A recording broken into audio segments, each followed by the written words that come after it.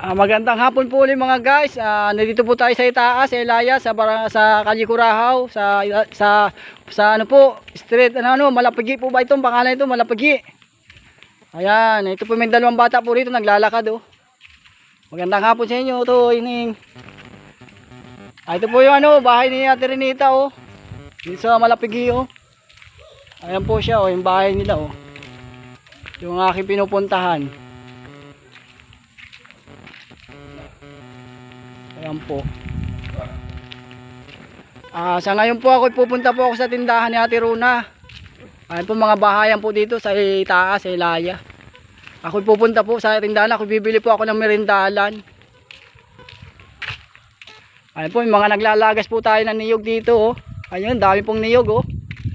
Ayun po sila naglalagas oh.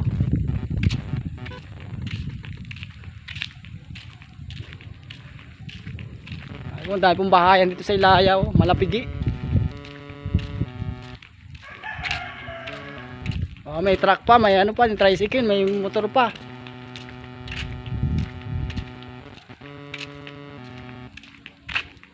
Pupunta po tayo ngayon, tayo po bibili po tayo ng mga kakain natin dahil mga gutom na po ang ating mga panday sa bahay.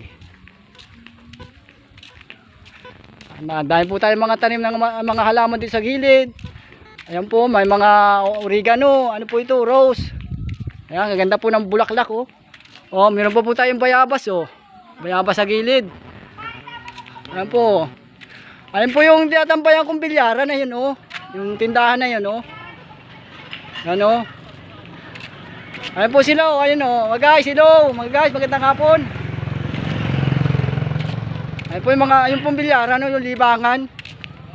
Oh, ayan po sila. May nagbibilyar na po oh. Oh mga guys, magandang hapon mga guys. Ayan po, may tindahan. Ito naman po yung tindahan ni Ate Runa. Ito oh. Bibili po tayo ng makakain, merindalan.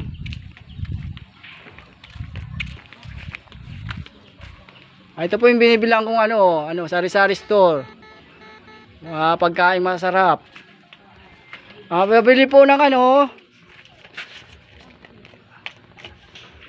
pabili po ng